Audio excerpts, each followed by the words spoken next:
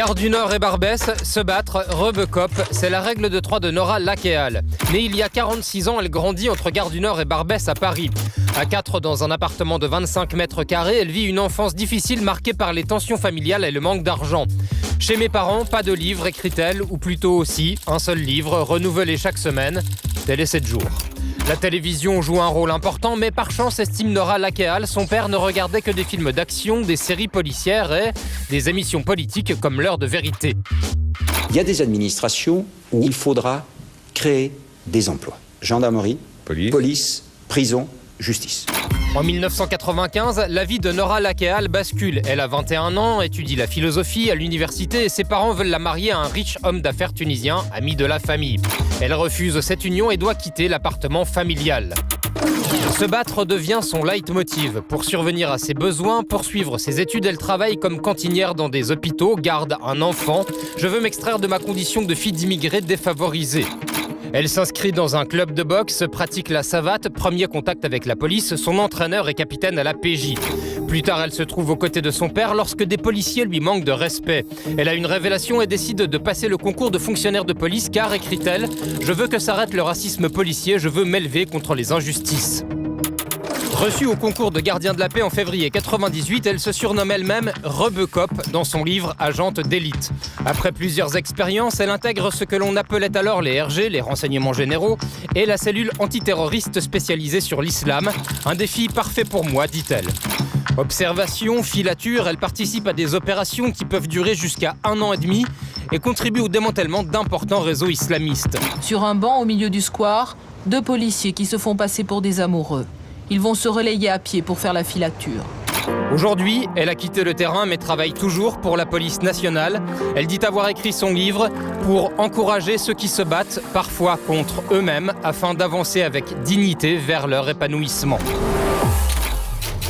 Voilà, Nora Lakéal, agente d'élite, un témoignage dédié à votre père avec les mots de Mohamed Ali, en un qui pite d'ailleurs, puisque la boxe a été très importante pour vous. La boxe, la psychanalyse, la philosophie, une enfance difficile et vous êtes vraiment un fruit rayonnant de la méritocratie, quoi, Nora Lakéal.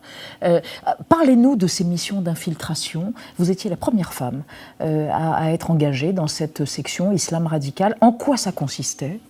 Alors en fait, c'était suite aux attentats de 2001. Les renseignements généraux se sont rendus compte qu'il fallait quand même recruter plus de personnes au cas où, pour être plus fort face à la menace. Et donc ils se sont dit, mais ça serait peut-être pas mal qu'on recrute des femmes aussi.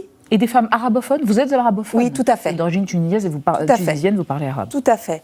Et donc c'est sur cette vision-là que les renseignements généraux m'ont repéré. À ce moment-là, je travaillais sur les violences urbaines. Donc moi, j'étais dans les cités en train d'essayer de rétablir un peu l'ordre.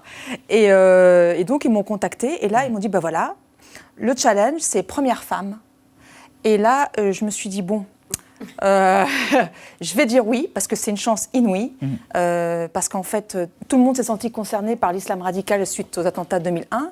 Et en plus, première femme, pour moi, ça symbolisait beaucoup parce que je me suis dit, tiens, je vais leur montrer que les femmes sont à la hauteur, comme ça je peux ouvrir la porte aux autres. Parce que le sexisme et le racisme, vous en avez eu votre lot au sein de la police et au sein de peut-être cette section ou pas ? Écoutez, dans cette section, en fait, ils étaient très dubitatifs. Et comme ils savaient que c'était quand même, on va dire, sur ils étaient un peu obligés, quoi. Ils ne pouvaient pas dire non. Donc, ils ont dit, bon, on va voir. Et puis, de toute façon, je pense qu'il y en a beaucoup qui pensaient que j'allais me planter. Donc, il faut dire clairement les choses. Et voilà, sauf des copains comme Yacouba, dont je parle, ou vraiment qui étaient très favorables. Et quelques-uns aussi. Il ne faut pas être, faut pas être injuste. Et donc dès que je suis rentrée, on hésitait quand même tout de suite à me donner le soum, parce que est-ce que ça peut être géré ? C'est le sous-marin, c'est la voiture. Voilà.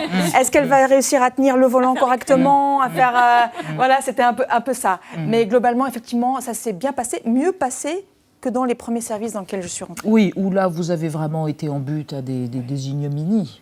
Ouais. Racistes, sexistes, aberrantes, d'un autre temps, archaïque. Hein, c'est ce que vous racontez dans ce témoignage. Anne. Oui, vous racontez aussi que pour votre famille, votre vocation policière a parfois été vécue comme une trahison. Je crois que vous rapportez que votre frère dit mais une arabe n'a rien à faire dans la police. Est-ce que cette transgression dans ce milieu-là vous coûte encore aujourd'hui ou vous l'avez dépassée ? Non, parce qu'en fait, vous savez, comme je le dis dans le livre, je fais une psychanalyse depuis 16 ans. Et je peux vous dire que ça aide beaucoup, parce qu'en fait, on réfléchit sur soi et le chemin, c'est un chemin que j'ai emprunté pour être en accord avec moi-même. Donc déjà, j'avais une certaine force et une certaine capacité de résilience, voilà, que j'ignorais le mot en tous les cas. Et en fait, ça m'a beaucoup aidée. Et donc maintenant, en fait, on m'accepte comme je suis. Voilà. Nora Lakial, pourquoi avez-vous quitté le terrain ?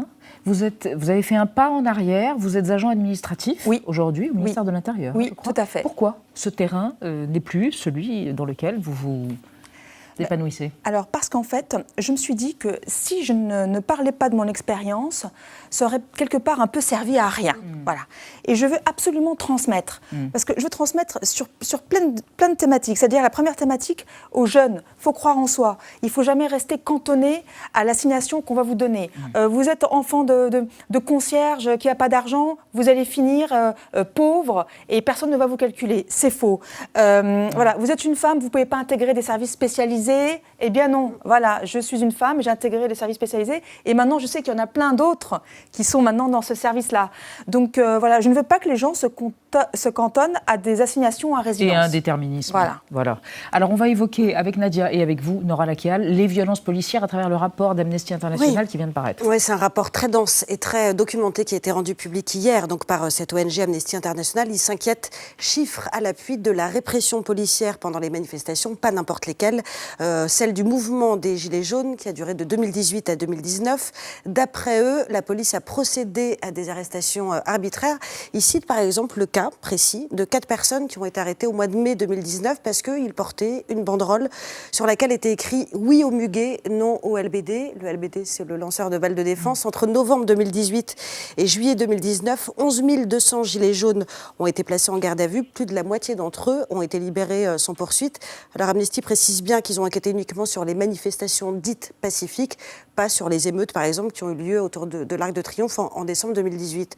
Aujourd'hui, on entend tous des personnes dire « je ne vais plus manifester comme je le faisais avant, je n'emmène plus mes enfants comme je le faisais avant parce que je risque ma peau en allant manifester, notamment si je suis confrontée à la police, à des policiers ».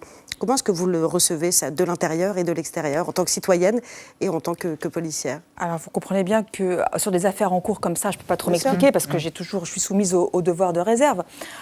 Une chose est sûre, c'est triste que dans une démocratie, on ne puisse pas jouir d'une des premières libertés publiques, qui est à savoir de manifester. Droit de manifestation. Et qu'est-ce que ça dit du lien qui s'est distendu entre la population et les policiers ? Écoutez, moi c'est très simple. Je plaide pour un retour à la police urbaine, de proximité. Voilà, de proximité. Parce que vous avez été îlotière.